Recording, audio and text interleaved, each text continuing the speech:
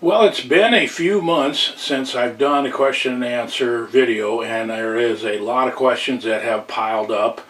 And so I'm going to try to knock off a bunch of them here today. And I'm going to give you a bunch of answers to your questions, and hopefully some of these answers will even be correct answers. That's what I'm shooting for anyway. Sometimes I just don't know the answer. There's some really interesting things to be covered here.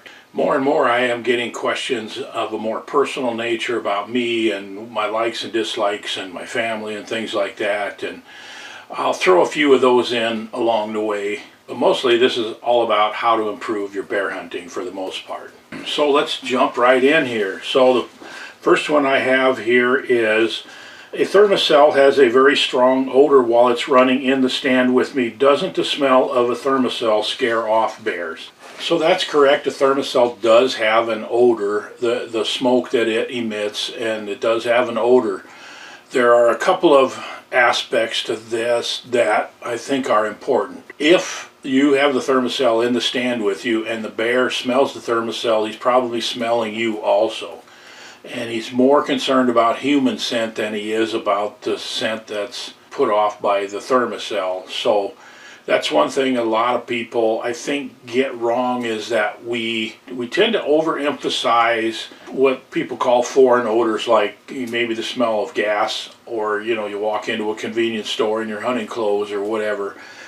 And I don't think those things are alarming the animals as much as human odor is. They're just programmed to fear humans. They're just designed that way. So I'm not too concerned about the Thermacell odor. In a seminar not long ago, I asked people to raise their hand if they've used a Thermacell in the stand, and I think 40 hands went up. And then I asked how many of you can remember a specific time where you're suspicious that the smell of the Thermacell spooked a bear, and every single hand went back down. So I use a Thermacell all the time and really just don't have a fear that it's going to spook the bear in most cases.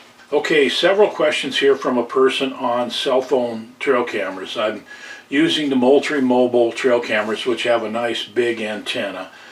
And these three questions are all good ones. Does whether or not a bait site has cell service influence your choice of location? And the answer to that is no. I will put a cell camera in there if I can get cell service, but I'm specifically choosing locations based on other factors than a cell camera. I love it if I can get cell service in there and put a cell camera in there, but that's definitely not a deal breaker at all. A lot of the bait sites that I have, I found that you might be able to get like one bar on your cell phone, and you can't get a call to go out or in without dropping the call, but you can get a text to go out or in. And I found that these Moultrie mobile cameras with the big antenna actually pick up service in those places and are able to send a picture and a video. And frankly, I think because it's got that great big antenna, it gets better service even if it's right down on the ground than you do when you got your cell phone up in the tree with you. So two more questions this person asked. Do the bears ever bite the antennas off the cell cameras?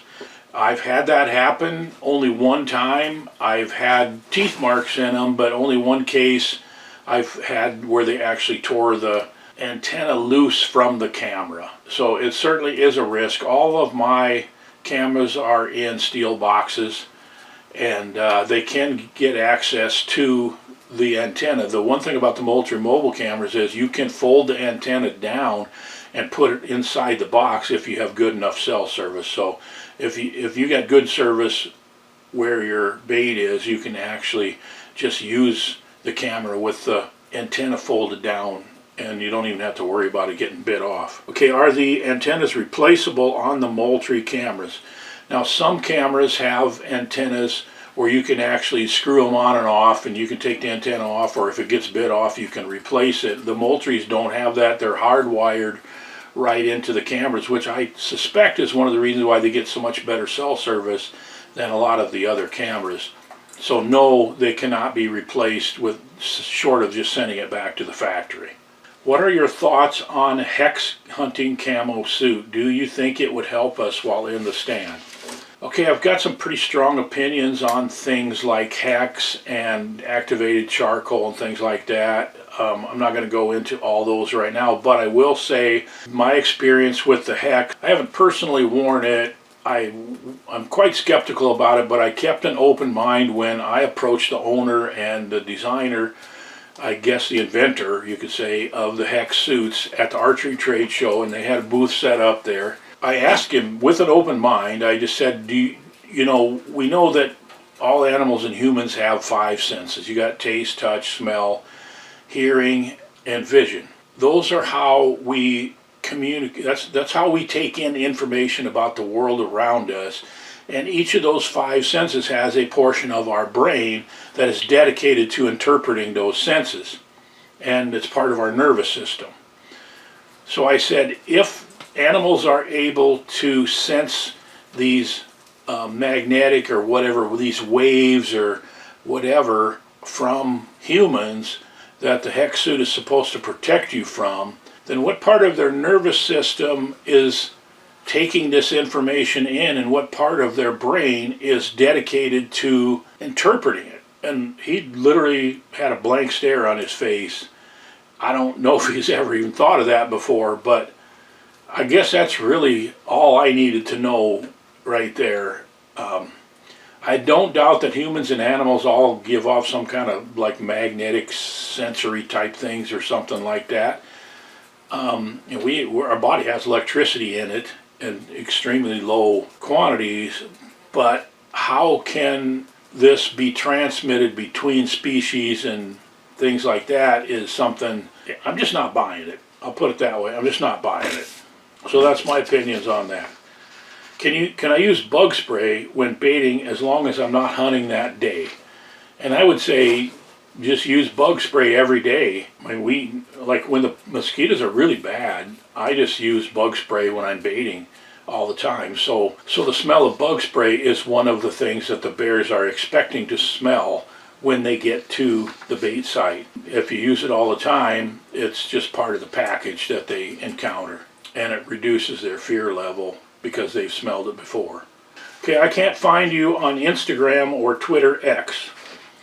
That's because I'm not on Instagram and I'm not on Twitter X. I've had some of my sponsors have encouraged me to do more social media platforms with those two and TikTok, and there's a lot of them nowadays, but I have stuck with Facebook and with YouTube, and I'm at the age where I just don't feel like I want to start up more social media stuff and get it going. It takes a lot to get things going. It took me a long time to build up 12,000 followers on Facebook and 37,000 YouTube subscribers, and I mean, it's a lot of work, and the sponsors need it and want it, and I get that, but yeah, I'm just not at that point in my life or career where I really want to start up these other things, so I'm just not on them. Here's kind of a funny one. You seem to like that gray Huntworth t-shirt a lot since you wear it so much.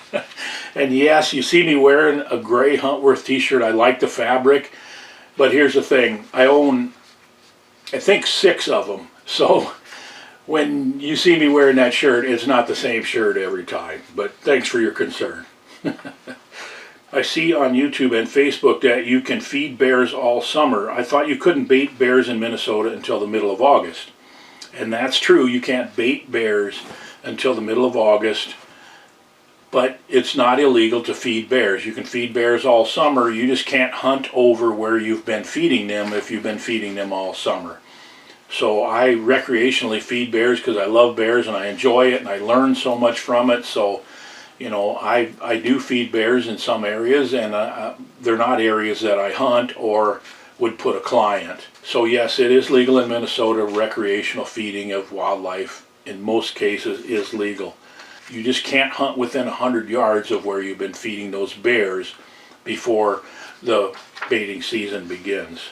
All other things being equal, would you rather recommend a bait site high on a plateau top or down in the lowlands like a creek bottom or a marshy area of a property?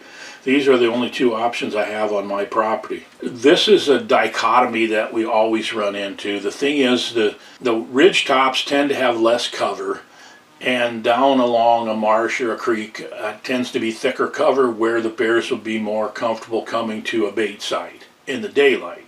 But if a bear's just out traveling, like imagine you're a 350-pound boar and you're just going from point A to point B, are you going to get up on a ridge top where it's a little more open and you can move along, or are you going to go push your way through the thick willows and brush down along the edge of a swamp? Unless you're actively looking for something to eat, you're probably not going to be down on the edge of the swamp. So when bears are traveling, they're going to be up on the ridgetop. So this is a real trade-off. If you can find an area, and I've got a few of these, where you can put the bait where it's got thick enough cover that the bears can approach it with the confidence in the daylight, but it also is up high enough that the scent distribution is going to be better. Those are the types of areas I'm looking for. So, the question, I guess, is would you put it up on top or down below? And I would say I can't answer that without actually seeing them. I would probably look for a combination, the best of both worlds, I guess is the way to put it. Okay, you mentioned one time that you read a lot. This is one of those more personal questions. What books are you reading these days? So I am a voracious reader. I read every day. And I love to read history books. I don't read any fiction. I collect and read nonfiction books about Western history from the time basically of Lewis and Clark up until maybe the 1850s or so forth, the wagon train, Oregon Trail type days. And specifically, I'm fascinated by the mountain men. And I have dozens and dozens of books that are journals of the mountain men and biographies of the various mountain men. And so like right now I'm reading a book about all of the 16 rendezvous that took place between 1825 and 1840. I've just got a lot of books, and some of them I paid a lot of money for. There's a set of books that I really have been looking for and want, and I just found them on eBay right now. It's a first edition 3-book set that was published in 1902 about the fur trade in the West, and it's on eBay right now for $800, and I'm just trying to decide if I should pull the trigger on it or not, because it would be a great thing to have for my collection, and I've always wanted to read these books in the original first printing, but $800. I paid more than that for a set of books. I paid $1,700 for a set of 10 books one time, which I love, and I'm one of the few people that has the whole set. But anyway, I'm going into this way too much. So that's the type of things that I like to read, and I do read a lot. I'm fascinated by that period of history, and if you ever want to sit around the campfire and talk about the mountain man, I have a huge well of knowledge from all of the stuff that I've read about the mountain men and their travels and their interactions with the native peoples and so forth. It's really interesting to me. Okay, I feel strange about asking this, but in Oregon here I could put scent on myself and it's not considered baiting. So the question from your experience, does Gold Rush stain clothing? My thoughts are to soak my boots and climb in a tree and hope for the best. I've never had a spring tag before, and finding sign has been very difficult. I can't see any scenario where it would be the right thing to actually put the scent on your person.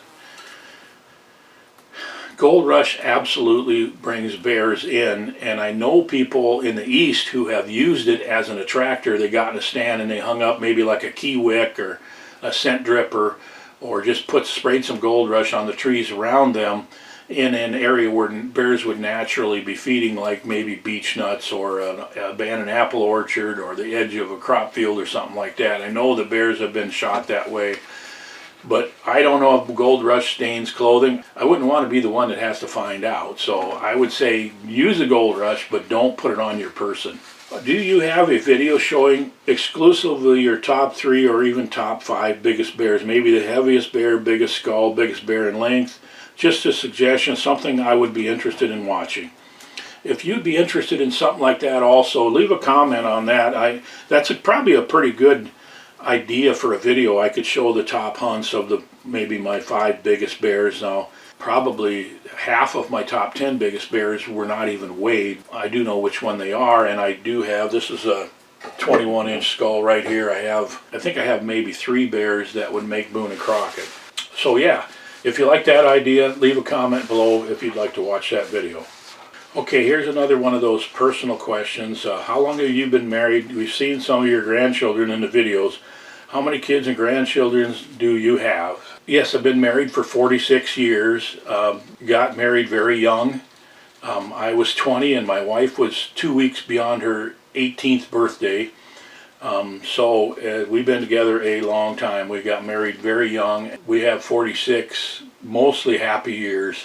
We had some rough times like everybody else, but we stuck it out, and I'm really glad we did. I'm so grateful for my wife. And yes, we have 5 kids. We have 1 daughter and 4 sons. So I believe in about a month we're going to have our 16th grandchild, 12 of which will be granddaughters. So the girls are winning. I don't think the boys are going to ever be able to catch up. 4 grandsons. All the boys and some of the girls are going to be bear hunters, I'm sure. Anyway, that's enough of that. Okay, here's one that's specific to getting a tag to hunt in Minnesota. What do you know about getting a surplus tag? Is it easier to get a tag online or at a licensed vendor? So if you don't understand the way it's done in Minnesota, it's changed, I don't know, 10, 12 years ago. They made a big change because what was happening is when you apply to draw a tag, the anti-hunters were applying to draw a tag, and then they just wouldn't buy the license and they wouldn't hunt because applying for a tag was free. So it became quite a fiasco where the antis were drawing a lot of the tags but not hunting bear. So it was changed so that if you do draw a tag, you have to buy that tag by August 1st.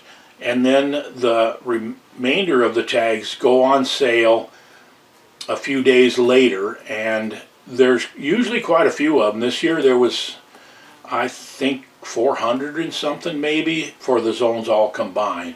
And so they go on sale at the licensed vendors and online at noon on a specific day, and they're always sold out within 30 seconds. They're gone fast because people are getting to the licensed vendors early in the morning and get their place in line, so they'll be first place in line and they have a chance to get a tag. If you're not first in line, you're probably not going to get a tag. So you can buy them at the licensed vendors or you can get them online.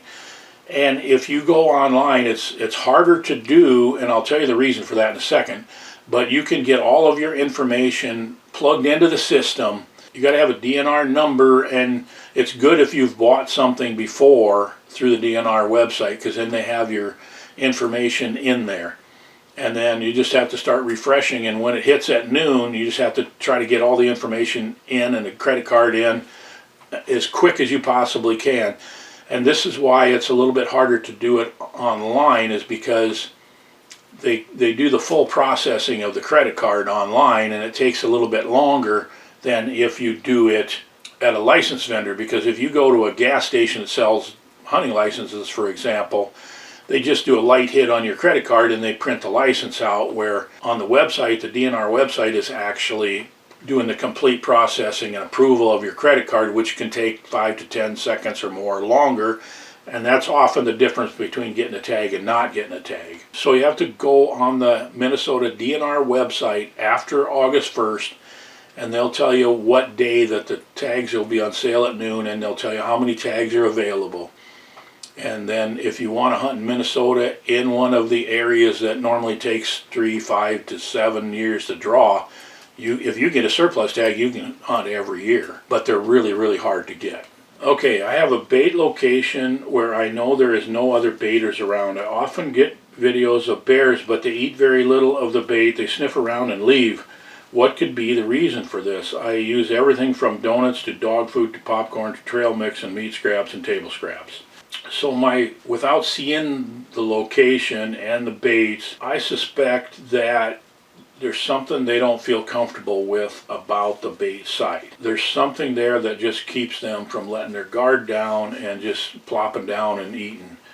And it could be your location, it could be something that's nearby that they know about that you don't, but I would say if you're not in thick cover and within 150 yards of water, I would move the bait. I've moved baits 50 yards and they went from being a poor bait to being a fantastic bait. So that's My suspicion, I don't know for sure without seeing it, but I would say most likely I would just move it. Okay, and the last question for today. I have been having problems with wolves on my baits. They seem to drive the bear activity way down. Is there anything I can do? I wish there was a really easy, good, solid answer for this, but the problem is that when wolves come on a bait, they drive the traffic of bears down almost all the time. Now, I've seen wolves completely shut down a bait. I've also seen times when the wolves didn't seem to affect it that much, where the bears come and the wolves come and they alternate. It's extremely rare to find bears and wolves on the bait at the same time. The one thing that I have done that reduces the number of wolves is that I have quit using meat altogether. Bears love meat scraps. They're great baits for bears. If you can get meat scraps and fat trimmings and things like that from a butcher store, it's great bear bait, but it really attracts the wolves. But wolves will eat pastries too. Dog food's another thing that attracts wolves, so I would stay away from that. But other than avoiding baits that would be more attractive to wolves, there's just not much you can do. You just hope for the best. And that's not a great answer, it's not a great solution, but that's the reality, is there's not a lot you can do. So keep the questions coming. As long as asking questions, I'll do my best to answer them to the best of my ability. I really appreciate that, and I just want to thank you that you're part of this channel. And also want to show you, I got this, because of you guys, I got this gift from YouTube. So I'm trying to do 1 or 2 videos a week right now, keep things going good for you and keep the content coming so you'll stay engaged. I really do appreciate that you watch this and you keep this going. If it wasn't for you guys, the sponsors wouldn't happen and the YouTube ad revenue wouldn't happen. Thank you for being a subscriber and being a viewer, and we'll see you in a few days.